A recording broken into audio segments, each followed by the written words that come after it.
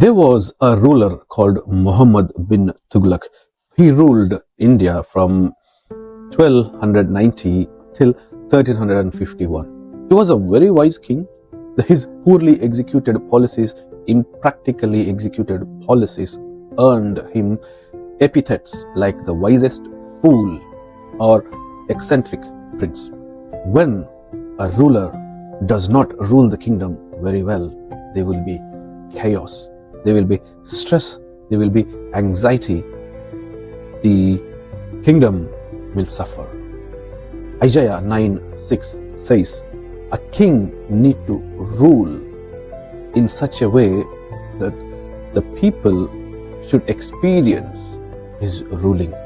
When Isaiah 9:6 says, a son will become Prince of Peace, that means a prince has the authority, has the power to rule a kingdom. These days, what we lack in this world is peace. Regardless of how much success you achieve, whatever your achievements may be, but we still lack the peace. There may not be peace in your relationships. There may not be peace with your education. There may not be peace in your family. There may not be peace with your relatives. There may not be peace with your employers. There may not be peace with your other fellow businessmen. Everywhere, people are looking for peace. Peace is something which we cannot obtain and get it to the full of its extent. That's why Bible promises that God is going to give us a Prince of Peace. A Prince of Peace, we need to welcome that Prince of Peace into our hearts, where He can reign and rule in a way that a peaceful environment, a peaceful kingdom can be established in our hearts, in our lives. He just does not implement something peacefully, but He creates a peaceful kingdom in us. Peaceful is having wholeness and completeness according to Judges 18:6. Having harmony with God according to Numbers 6:21, and also having moral and spiritual restoration according to Isaiah 32:17. And also peace is having covenant well-being, Leviticus 26:6. Christ does not merely negotiate peace, but He creates peace. Dear brothers and sisters, one of the great writers says, Augustine, our peace is Christ Himself, who has made both one. Ephesians chapter 2:14. Peace is an authority, not a settlement. Peace is enforced, it's not wished into its existence. Peace is ordered, not chaotic. Peace is lasting, not circumstantial.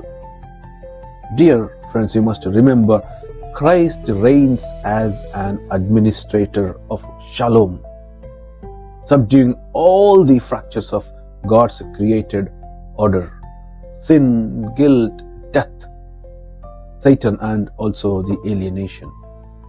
So we must remember, Calvin says, Christ is called the Prince of Peace because by His coming, He abolished all the enmity and restored us to God. So how Christ establishes peace? Peace with God. It's a vertical reconciliation. Bible says, Romans 5:1, therefore, since we have been fully justified by faith, we have peace with God through our Lord Jesus Christ. The Prince of Peace establishes peace through the cross, not compromise. Peace can be established within the human heart.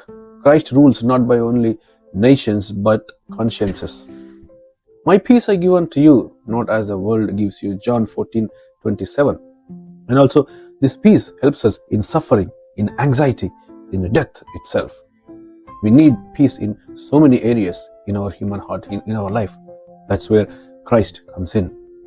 Christ wants to come in. The child has been given to us. What we need to do is to accept that He is the Prince of Peace.